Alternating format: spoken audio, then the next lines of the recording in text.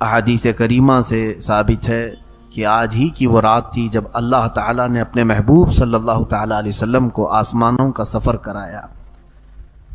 اسی کو معراج کہا گیا ہے. معراج کا سفر 3 مرحلوں میں ہوا ہے.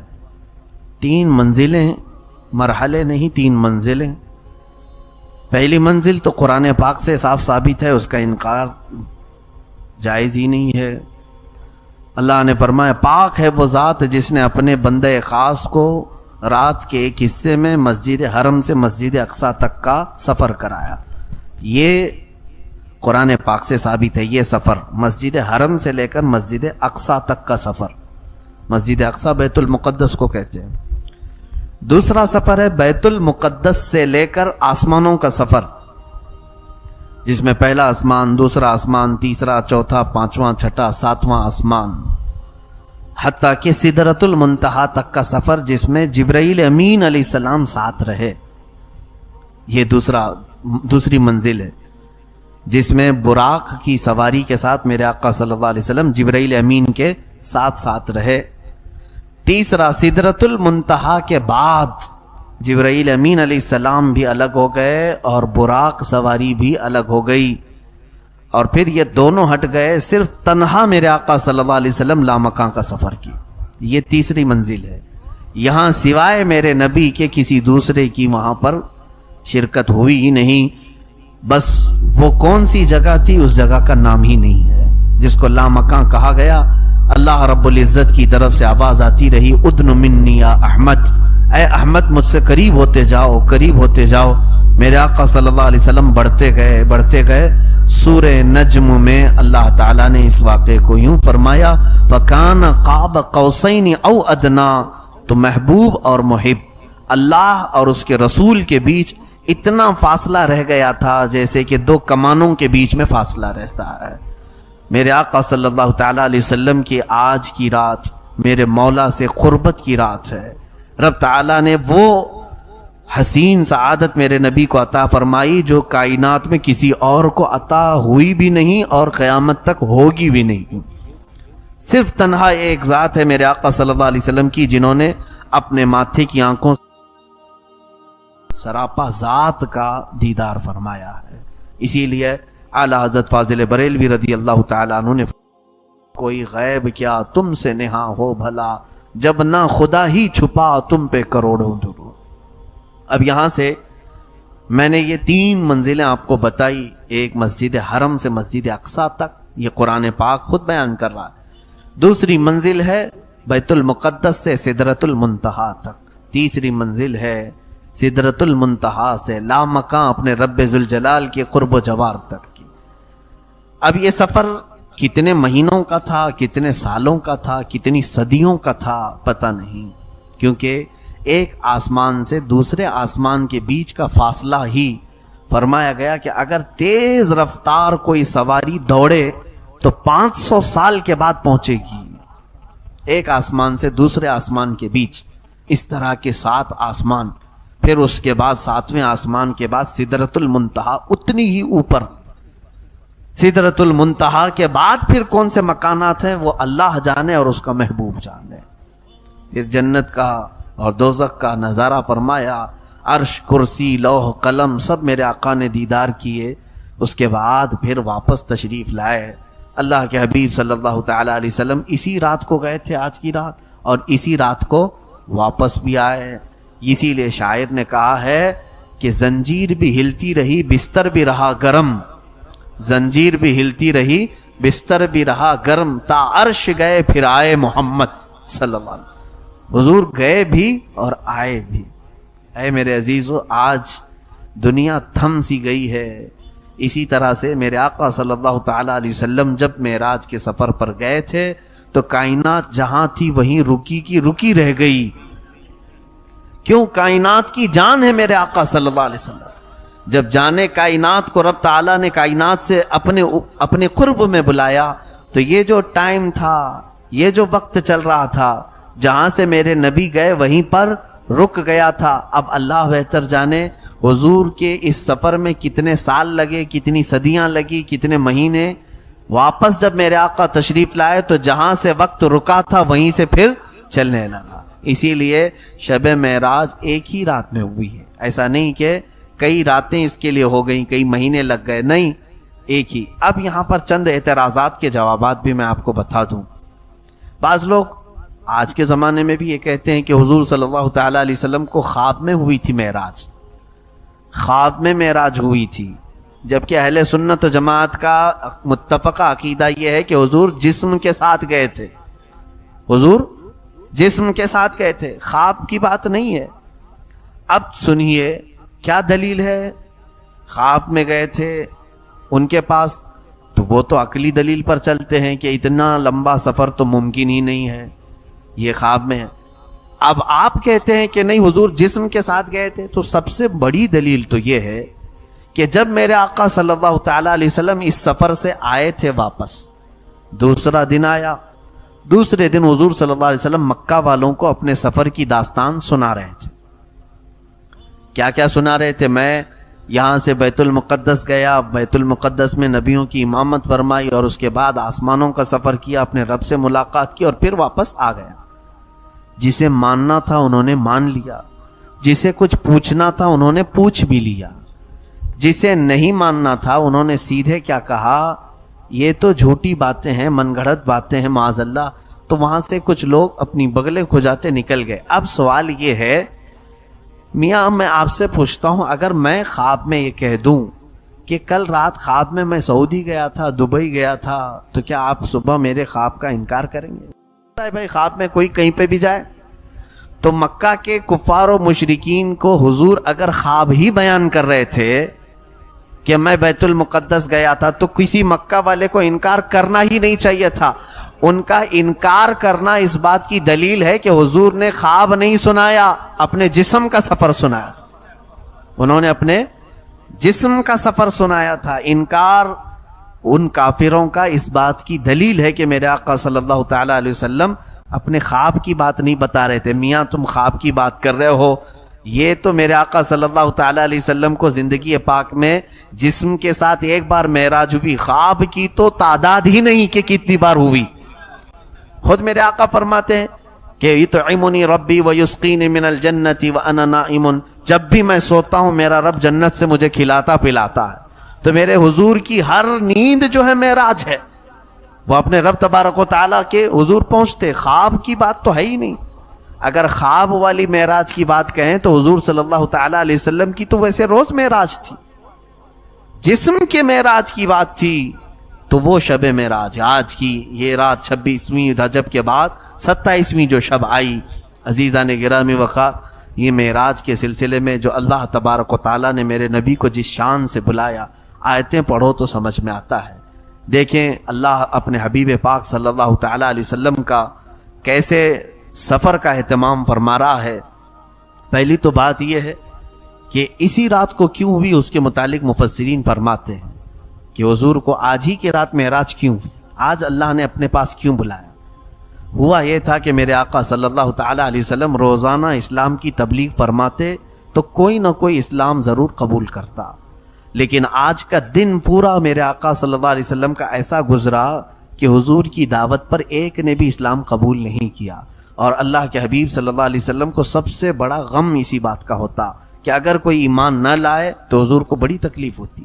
میرے آقا صلی اللہ تعالیٰ علیہ وسلم غمگین ہو گئے, یہاں تک کہ اپنے گھر میں نہیں گئے, ام ہانی کے گھر گئے, دروازہ بند کیا. غم اتنا تھا کہ حضور صلی اللہ تعالیٰ علیہ وسلم کسی سے بات بھی نہیں فرما رہے تھے. کہا دروازہ بند کرو اور میں آرام کرتا ہوں. کبیدہ خاطر تھے میرے آقا صلی اللہ علیہ وسلم.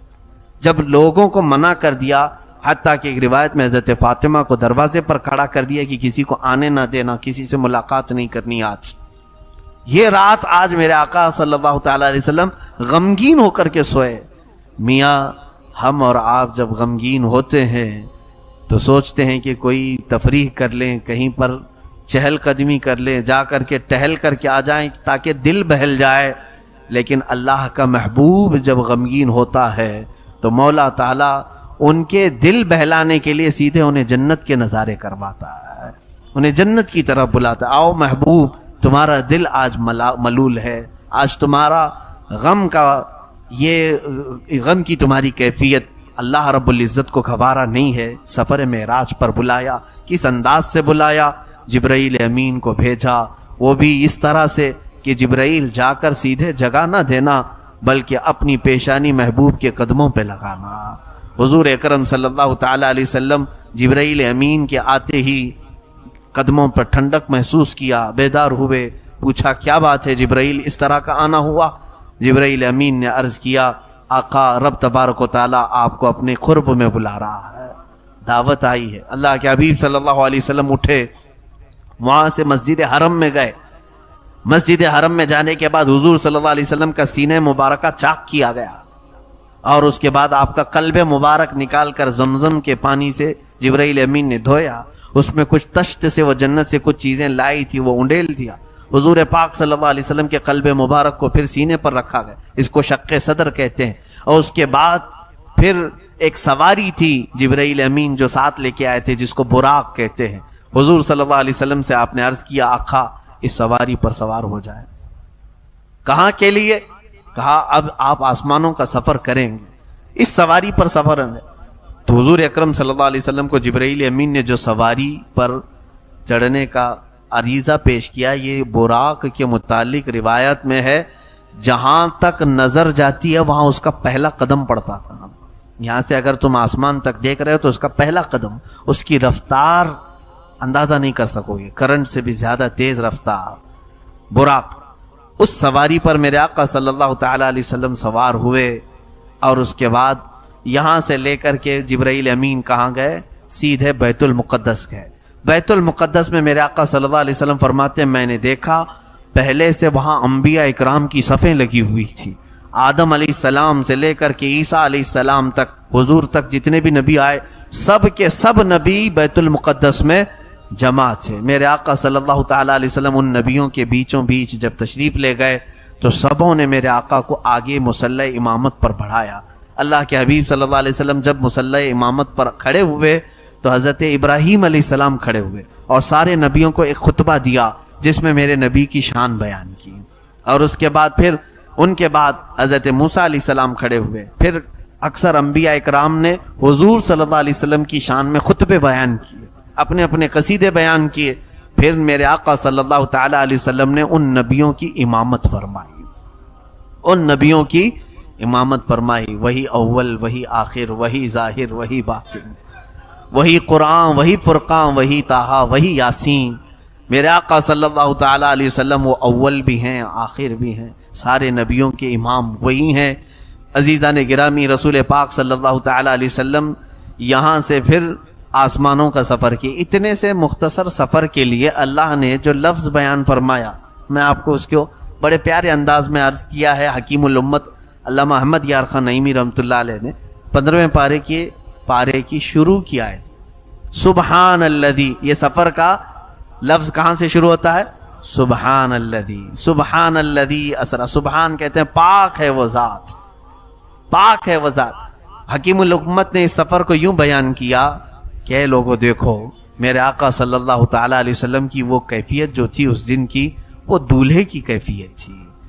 حضور پاک صلی اللہ تعالی علیہ وسلم کو لینے کے لیے جبرائیل آئے، سواری بہت اعلیٰ قسم کی لائی اور پھر غسل زمزم سے دیا آپ کے قلب مبارک. براتیوں کی شکل میں انبیاء اکرام کی جماعت کھڑی ہے. اب جب دوسرے لوگ اپنے گھر سے نکلتے ہیں، دولہا آپ بھی بنے ہوں گے، ہم بھی بنے ہوں گے، اپنے گھر سے جب نکلتے ہیں لباس پہنتے ہیں ساری چیزیں، اور شاید ہو سکتا ہے کچھ لوگ گھوڑیوں پہ بیٹھتے ہیں یا کار میں بیٹھنے کا زمانہ ہے کار میں بیٹھتے ہیں.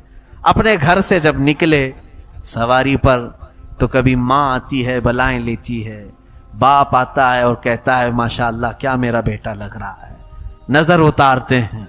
میرے عزیزو وہ در یتیم میرے آقا صلی اللہ علیہ وسلم بلایا گیا کہ سواری پر سوار ہو کر کیا ہو. آسمانوں پر پہنچے.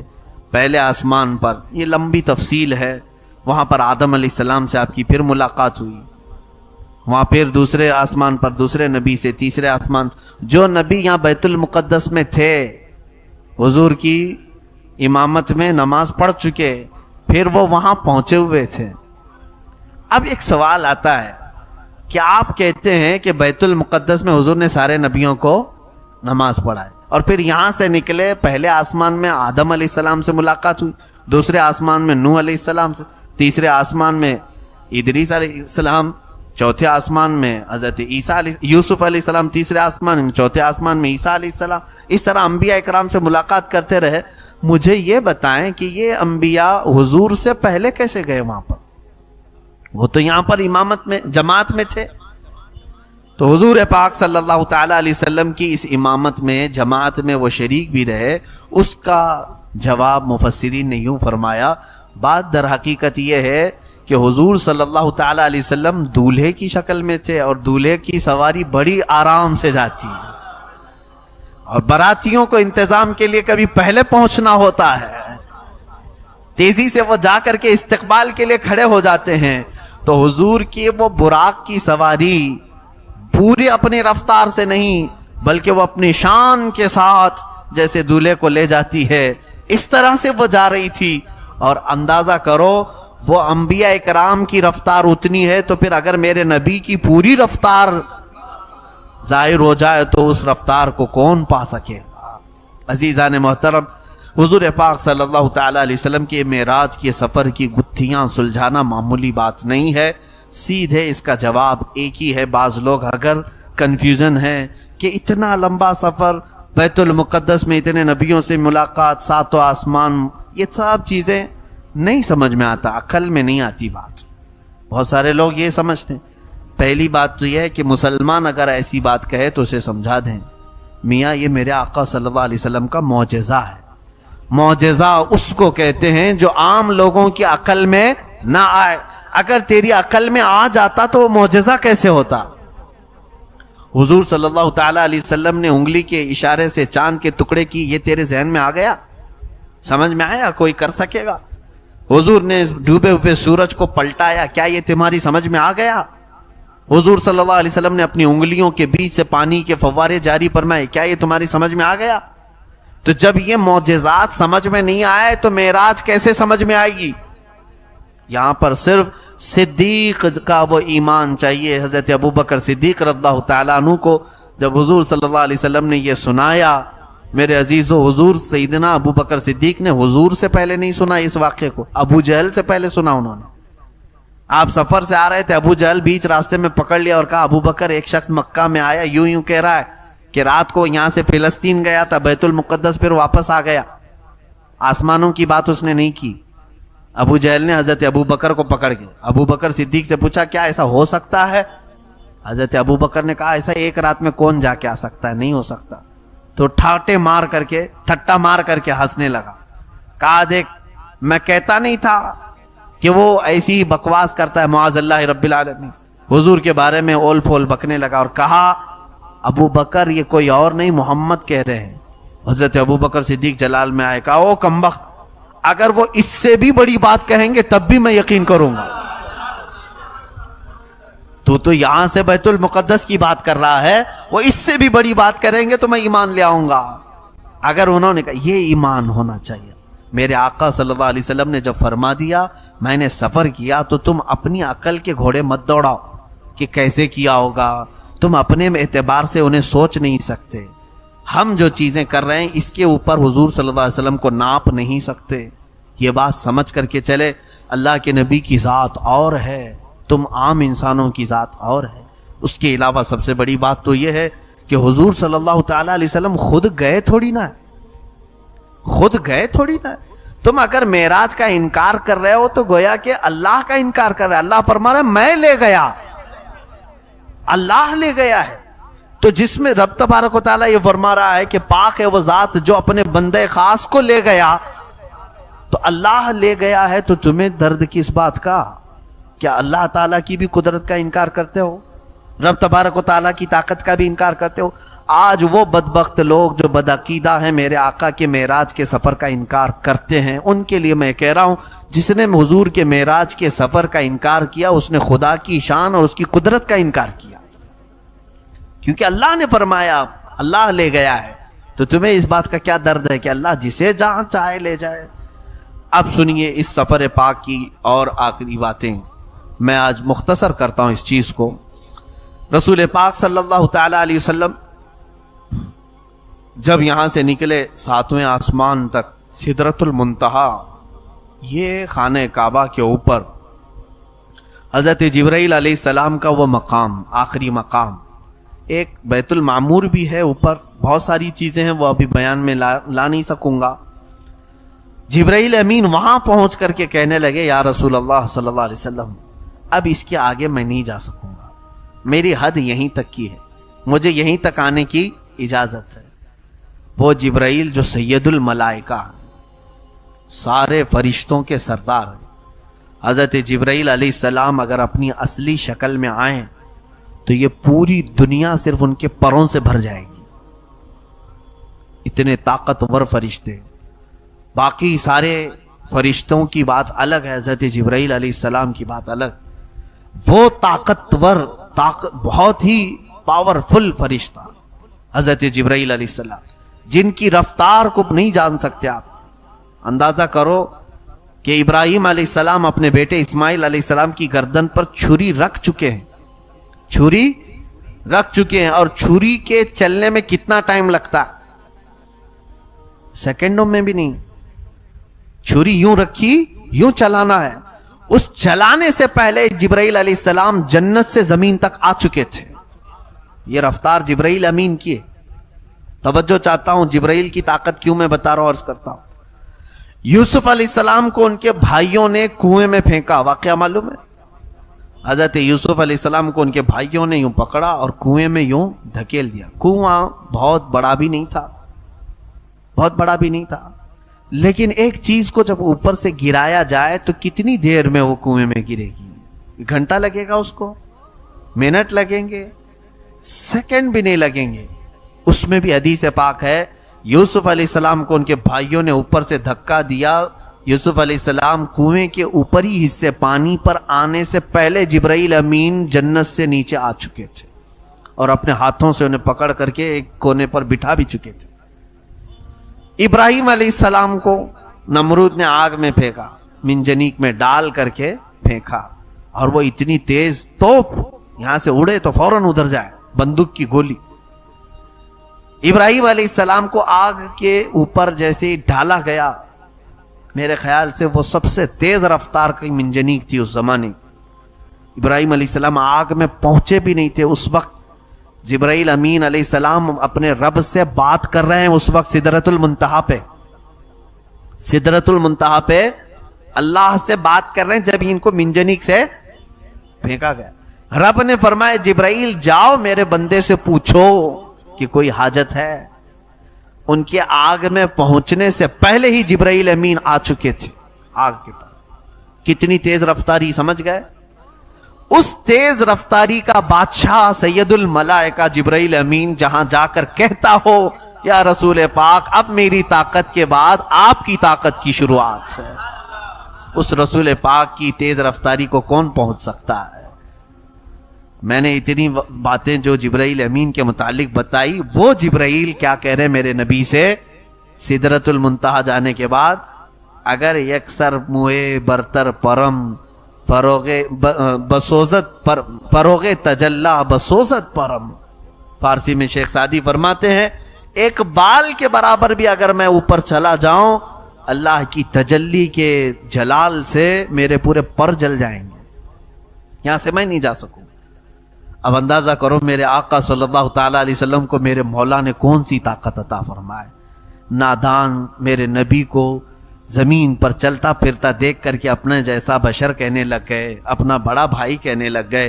تمہیں اندازہ نہیں، جبرائیل نے کبھی نہیں کہا میں نبی کو میرے جیسا، بلکہ جبرائیل امین ایک بار میرے آقا کے حضور حاضر ہوئے اور کیا کہا جانتے ہیں؟ جس کو شاعر نے اپنے فارسی کے شعر میں یوں کہا ہے، آفاق ہا گردیدہ ام بسیار خوباں دیدہ ام۔ فارسی میں کہا گیا آفاق ہا گردیدہ ام بسیار خوباں دیدہ ام، لیکن چتو چیزیں دیگری یا رسول اللہ۔ میں نے بہت کائنات کو دیکھا ہے، بہت سارے آسمانوں کا، میں نے بہت ساری دنیاؤں کا سفر کیا ہے اور بہت اچھے اچھے لوگوں کو دیکھا ہے۔ جبرائیل کہہ رہے ہیں مگر یا رسول اللہ آپ چیز ہی الگ ہو، آپ کی کیفیت ہی الگ ہے۔ جو جبرائیل حضور کو اپنا برابر نہیں کہہ سکے، یہ آج کے دوسرے کسی کھیت کی مولی بھی نہیں ہے، وہ اگر اپنے نبی کو کہیں کہ ہمارے جیسے ہی تھے، کھاتے پیتے تھے، بازاروں میں گھومتے پھرتے تھے، معاذ اللہ رب العالمین، برابری کرنے چلنے والا، یہ کبھی کیوں نہیں سوچتے؟ حضور کو یہ کہتے ہیں ان کی بھی ایک ناک تھی، دو آنکھ تھے، حضور صلی اللہ علیہ وسلم کے بھی دو کان تھے، سب ہمارے بھی، ایک ظالم ایسے بھی کہہ رہا تھا، تو ہم تو اس کو یہ کہتے ہیں میاں تو حضور کو صرف دیکھا، تو یہ کیوں نہیں کہتا کتے کی بھی ایک ناک ہوتی ہے، دو آنکھ ہوتی ہے، دو کان ہوتے ہیں، تو یہ کیوں نہیں کہتا کتا بھی تیری طرح، تو کتے کی طرح ہے؟ تشبیہ تو یہاں پر بھی تو دے سکتا ہے، صرف آنکھ اور کان اور یہ ساری چیزیں ہو جانا یہ تشبیہ کی بات ہے؟ اس رسول پاک صلی اللہ تعالی علیہ وسلم کے بارے میں تم بات کر رہے ہو جس کے متعلق احادیث کریمہ یہ ہے جن کے تھوک میں بھی اللہ نے شفا رکھی ہے، جن کے پسینے مبارکہ کو عنبر اور مشک سے زیادہ حسین ترین خوشبوؤں میں رکھا ہے، اس رسول پاک صلی اللہ علیہ وسلم کے متعلق کبھی بھی زبان درازی نہ کرے۔ اب رہی بات میرے آقا صلی اللہ تعالی علیہ وسلم کے معراج، اب یہاں سے سدرۃ المنتہا کے بعد جو مقامات تھے اللہ رب العزت کے حضور جو میرے آقا گئے ہیں، اللہ اکبر، وہ کیفیت کو ہم بیان نہیں کر سکتے، وہ کیسی تھی، وہ کون سی جگہ تھی، اور میرے رب کو میرے آقا نے کیسے دیکھا۔ حضور صلی اللہ علیہ وسلم سے پوچھا بھی صحابہ نے، تو حضور نے اتنا کہا میں نے میرے رب کو بہت حسین شکل میں دیکھا، لیکن کوئی چہرہ ایسا تھا یا کوئی ہاتھ تھا، کوئی پیر تھا، معاذ اللہ، اللہ کے لیے کوئی جسم ثابت نہیں کر سکتے۔ یہ بھی یاد رکھیں آپ، اللہ کا کوئی جسم ہم ثابت نہیں کر سکتے، کیونکہ جو تمہارے عقل میں آ جائے وہ خدا نہیں ہے۔ اللہ رب العزت کو کوئی احاطہ نہیں کر سکتا، وہ سب کو احاطہ کیا ہوا۔ اب یہاں سے میرے آقا صلی اللہ تعالی علیہ وسلم فرماتے ہیں مجھے آواز آئی اپنے رب کی طرف سے، اے احمد قریب آؤ، اے احمد قریب آؤ، اے احمد قریب آؤ۔ میرے آقا کا آسمانوں میں احمد نام ہے، زمینوں میں محمد نام، احمد بلایا جا رہا تھا۔ اس کے بعد رب تعالیٰ سے آپ قریب ہوتے گئے، قریب ہوتے گئے۔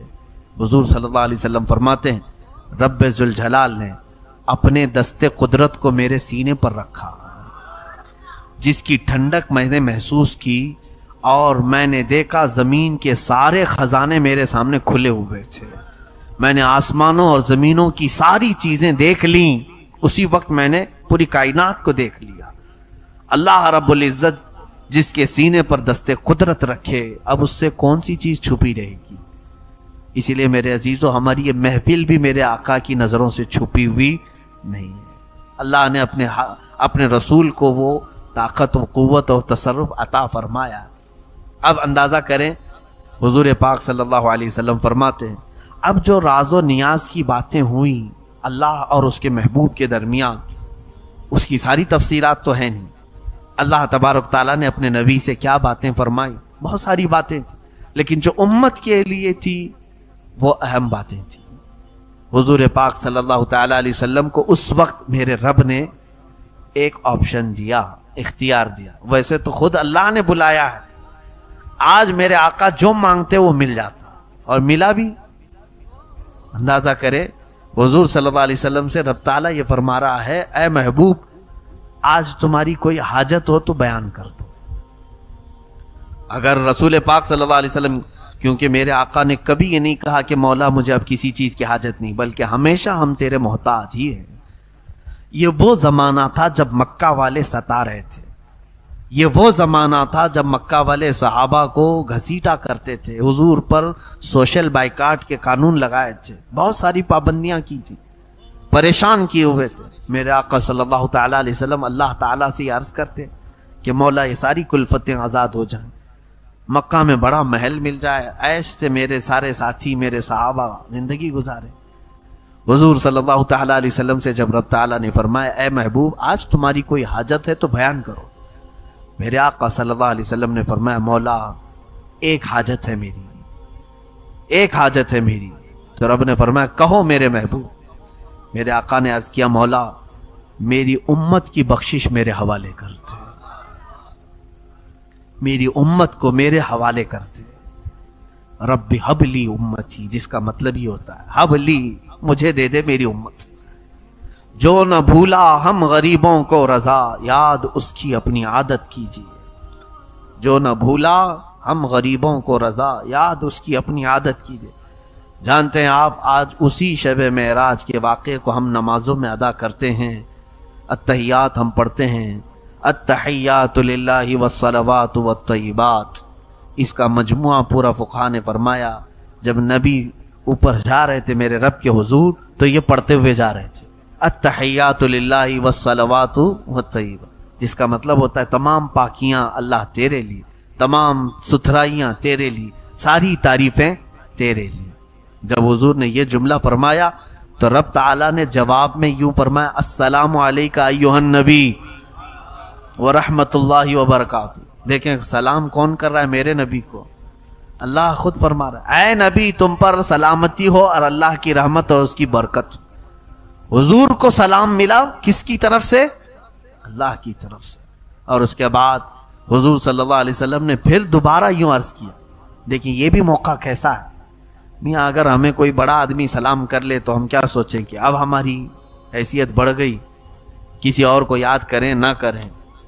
مگر حضور پاک صلی اللہ تعالی علیہ وسلم کو جب اللہ نے سلام فرمایا تو حضور آگے بڑھ کر یوں عرض کرتے ہیں والسلام علینا وعلی عباد اللہ الصالحین. مولا صرف مجھ پر نہیں میری امت کے سارے گنہگاروں پر بھی تیرا سلام اور صالحین بندوں پر بھی تیرا سلام.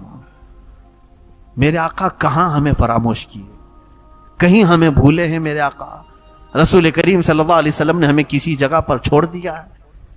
اے میرے عزیزو, اللہ کے حبیب صلی اللہ علیہ وسلم نے جب یہ عرض کیا سارے ملائکہ سن رہے تھے اللہ کا کلام اور نبی کا یہ کلام. حضور نے پہلے کیا کہا اللہ کی تعریف میں التحیات للہ والصلوات والطیبات, تو رب تعالیٰ نے فرمایا السلام علیکہ ایھا النبی ورحمۃ اللہ وبرکاتہ.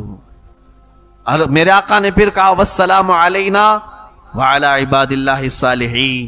تو یہ دونوں کے کلمے سننے کے بعد فرشتوں نے کہا اشہد ان لا الہ الا اللہ واشہد ان محمدا عبدہ ورسولہ. ہم گواہی دیتے ہیں کہ اللہ کے سوا کوئی معبود نہیں, اور ہم گواہی دیتے ہیں کہ محمد صلی اللہ علیہ وسلم اللہ کے بندے اور اس کے رسول ہیں. یہ اگر کوئی التحیات کا اتنا ٹکڑا بھی پڑھ لے تو اسے معراج سمجھ میں آ جائے گی. معراج کا سفر اس کے اندر. ہم نمازوں میں التحیات میں بیٹھے تو یہ منظر تصور میں لے کے آنا چاہیے. یہ منظر تصور میں لے کے آئیں کہ رسول پاک نے یہ جملے ادا کیے تھے, پھر میرے مولا نے اپنے نبی کو سلام کیا تھا, اور اس کے بعد میرے آقا نے ہم غریبوں کو یاد کیا تھا, پھر فرشتوں نے سب شہادت بیان کی تھی, ہم بھی کیوں نہ فرشتوں کی شہادت بیان کریں. میرے عزیزو, رسول پاک صلی اللہ تعالی علیہ وسلم جب وہاں سے چلنے لگے تو رب تبارک و تعالیٰ سے آپ نے ایک سوال کیا مولا مجھے تو نے انعام میں یہاں تک بلایا. دیکھیں کہاں کہاں حضور پاک ہمارا خیال فرماتے ہیں کہ سب یہاں تک آ نہیں سکیں گے, سب تیرے دربار تک یہاں تک نہیں پہنچ سکیں گے. میں جاؤں گا تو میری امت مجھ سے بار بار تیرے بارے میں پوچھے گی, اور وہ پوچھیں گے کہ یا رسول پاک آپ تو پہنچ گئے, ہم کیسے جا سکیں گے؟ اے اللہ میں اپنی امت کو کیا بتاؤں. توجہ, رب تعالیٰ نے فرمایا اے محبوب میں ایک تحفہ تمہاری امت کو دیتا ہوں, اگر وہ اس پر عمل کرے گی تو ہر سجدے میں انہیں معراج ہوگی. وہ ہے نماز کا تحفہ. اللہ رب العزت نے 50 نمازیں فرض کی امت محمدیہ پر, کہا کہ رسول یہ لے جائیں 50 نمازیں اپنی امت کو پڑھنے کا حکم فرمائیں کہ وہ دن اور رات میں 50 نمازیں پڑھیں. میں سوچتا ہوں ہیں تو گھنٹے 24, اگر 50 نمازیں فرض ہوتی تو آدھے گھنٹے سے پہلے اذان ہونے لگ جاتی, نہیں 24 گھنٹے میں اگر آدھے گھنٹے پر بھی ہو تو 48 نمازیں ہوتی, پھر 2 بج جاتی تھی. 50 نمازیں 24 گھنٹے میں کیسے ادا کرتے؟ بڑا مسئلہ تھا. اللہ رب العزت نے بھی ظاہر سی بات ہے وہ بندوں پر عسر تکلیف تو نہیں چاہتا, حرج میں نہیں ڈالتا. مولا اتنا ہی دیتا ہے حکم جتنا بندے اٹھا سکتے. تو جب یہ آدھے گھنٹے میں نماز, ہر آدھے گھنٹے میں کہاں سے آئے گا بندہ, رب بھی جانتا ہے, لیکن پھر فرض کیا کیوں؟ اس کی بڑی حکمت ہے. حضور صلی اللہ علیہ وسلم وہ 50 نمازیں لے کر کے آئے. یہ کسی آسمان پر حضرت موسیٰ علیہ السلام سے ملاقات ہوئی. موسیٰ علیہ السلام بھی چھٹے یا پانچویں آسمان پر حضرت حضور صلی اللہ علیہ وسلم سے ملاقات کی اور پوچھا کہ کیا آپ کی بات ہوئی. حضور نے بتایا، کہا میری امت کو اللہ نے 50 نمازیں عطا کی. موسیٰ علیہ السلام نے کہا اے رسول واپس جائیں اپنے رب سے کہیں کہ کم کر دے، آپ کی امت اتنا نہیں کر پائے گی. کیا کہا حضرت موسیٰ علیہ السلام نے؟ آپ کی امت نہیں کر پائے گی.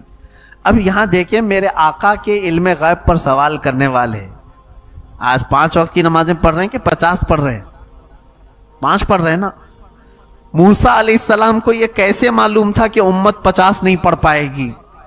جب موسیٰ علیہ السلام کو یہ غیب کا علم تھا تو میرے نبی کو کتنا غیب کا علم ہوگا. موسیٰ علیہ السلام ہی نے تو کہا. حضور صلی اللہ علیہ وسلم گئے رب تعالیٰ سے عرض کیا مولا اس میں کچھ کم کر دے. 5 کم ہوئی، 45 لے کر آئے. پھر موسیٰ علیہ السلام نے روکا، کہا اور کم کرائے. 9 مرتبہ حضور کا جانا آنا ہوا ہے. کتنی مرتبہ؟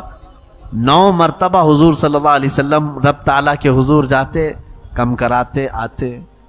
اب یہاں پر بھی بعض مفسرین نے لکھا ہے کہ ایک ہی بار میں ڈائریکٹ 45 کم کرا کے آ جاتے. اللہ کو بھی معلوم ہے جب حضور صلی اللہ تعالیٰ علیہ وسلم 5 لے کر کے آئے تھے، 45 گھٹ گئی، کتنی بچی؟ 5.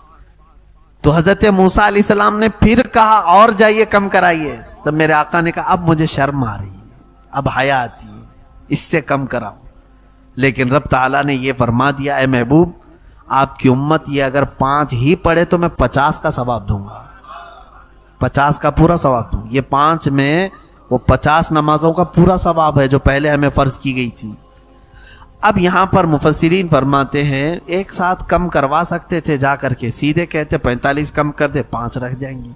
موسیٰ علیہ السلام بھی ڈائریکٹ کیوں نہیں کہے اتنی کم کرا کے لے کے آ جائیے ڈائریکٹ. تو فرمایا موسیٰ علیہ السلام وہ تجلی جو کوہ طور پر دیکھ نہیں سکے تھے، جو ہلکی سی تجلی دیکھ کر غش کھا کر گر گئے تھے، موسیٰ علیہ السلام وہ رب ذوالجلال کی تجلیاں میرے مصطفیٰ کی آنکھوں میں دیکھ رہے تھے، میرے نبی کی آنکھوں میں دیکھ رہے تھے. آنکھوں میں آنکھیں ڈال کر کے مولا کو دیکھ کر آنے والی آنکھیں کیسی ہیں. تو اس لیے جب میرے آقا حضور صلی اللہ علیہ وسلم رب تعالیٰ کے حضور سے واپس آتے، وہ آنکھوں میں تازہ جمال و جلال میرے رب ذوالجلال کا. موسیٰ علیہ السلام توجہ سے دیکھتے اور پھر کہتے جائیے آپ. حضور صلی اللہ علیہ وسلم کا معاملہ یہ تھا اپنے رب کے حضور جتنی بار جاؤں کم ہی ہے، بار بار ملاقات کروں. اور رب تعالیٰ یہ چاہتا ہے کہ میرا محبوب آئے جائے آئے جائے. حضور صلی اللہ تعالیٰ علیہ وسلم اخیر میں یہ تحفہ لے کر تشریف لائے معراج کے اس سفر میں. میرے عزیزو یہ سفر یوں ہی کمپلیٹ نہیں ہوتا، اتنی حکمتیں بھرا ہوا سفر ہے، کیا کیا اس میں بیان کرے. اللہ کے نبی صلی اللہ تعالیٰ علیہ وسلم جب تشریف لائے تو دوسرے دن اپنی امت کو اعلان فرمایا کہ میں نے رب سے ملاقات کی اور رب تبارک و تعالیٰ نے میری امت کو یہ تحفہ عطا کیا. پھر نمازیں باجماعت ادا کی جانے لگیں. اے میرے عزیزو آج یہ جو نمازیں ہیں یہ اس معراج کا سب سے بڑا پیغام ہے، سب سے بڑا پیغام ہے. اور شب معراج منانے والے رات بھر بیٹھ کر عبادت کرنے کے لیے آج کئی لوگ آ جاتے ہیں، نوافل پڑھتے رہتے ہیں. شب معراج نوافل کا پیغام دینے والی رات نہیں، فرض نمازوں کی پابندی کرانے کا نام شب معراج ہے. اللہ تبارک و تعالیٰ کا یہ ہدیہ ہے، تحفہ ہے امت مصطفیٰ کے لیے. اور وہ آج امت محمدیہ صلی اللہ علیہ وسلم پیٹھ پیچھے پھینک چکی ہے. نمازوں سے اس قدر غفلت ہے، آج ایسا لگتا ہے کہ لوگوں پر ابھی نماز فرض ہوئی ہی نہیں. میرے عزیزو اچانک موت کا اعلان آ جائے گا.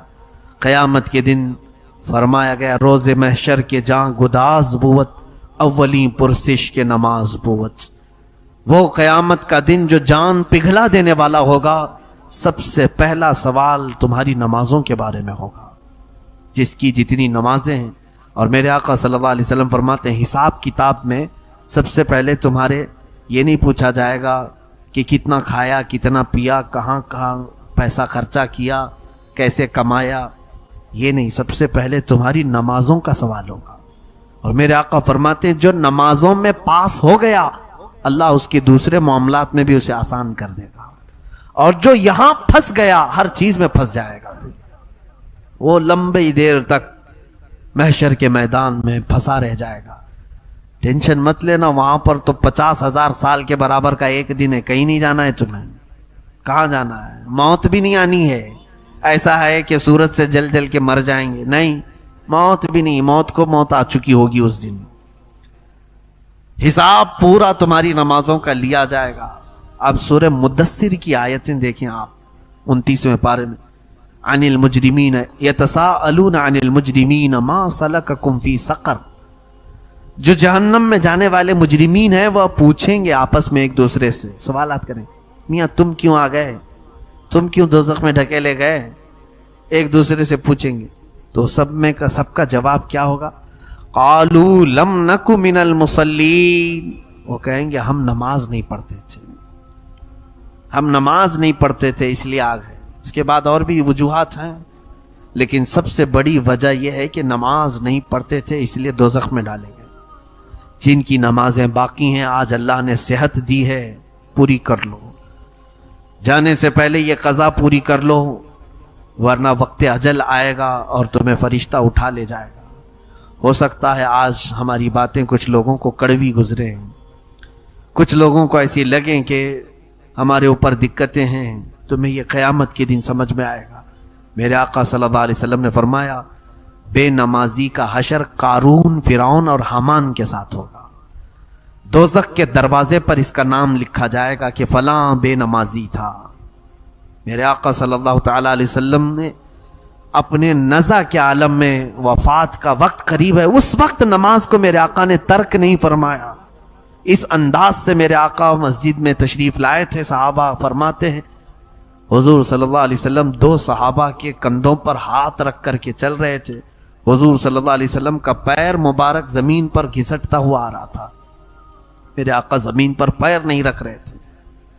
اتنی علالت، اتنی تکلیف کے بعد بھی میرے آقا مسجد نبوی شریف میں جماعت کے ساتھ نماز کے لیے حاضر ہوئے۔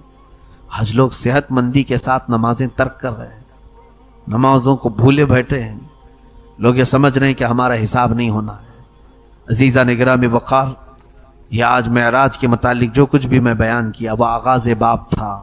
میں نے برکت کے لیے آج یہ چیزیں رکھی ہیں۔ میرے مصطفیٰ کریم صلی اللہ علیہ وسلم کا عظیم سفر ہے، اور یہ سفر ہم بیان کرتے رہتے ہیں صرف اس لیے کہ ہمارے نئے بچوں میں میرے آقا کا سفر یہ منتقل ہوتا جائے، بعد میں کوئی ہمارے ان بچوں کے ذہنوں کو خرید کر کے یہ نہ کہے کہ یہ سب من گھڑت کہانیاں تھیں، کوئی ہمارے بچے کو بہکا نہ سکے، دھوکہ نہ دے سکے۔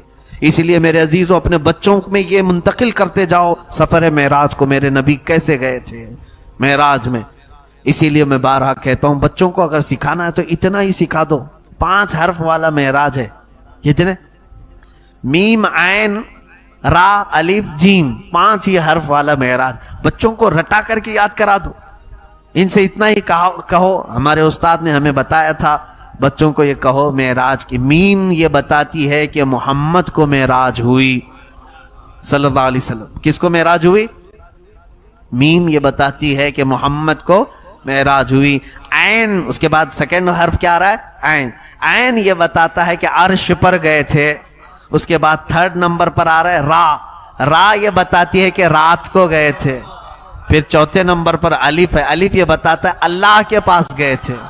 آخر میں جیم آ رہا ہے۔ جیم یہ بتاتا ہے جسم کے ساتھ گئے تھے۔ اتنا بھی اگر بچوں کو بتا دیں، یہ 5 حروف، محمد صلی اللہ علیہ وسلم عرش پر گئے تھے، رات کو گئے تھے، اللہ کے پاس گئے تھے، جسم کے ساتھ گئے تھے، اتنا ہی پورا اس میں شامل ہو گیا۔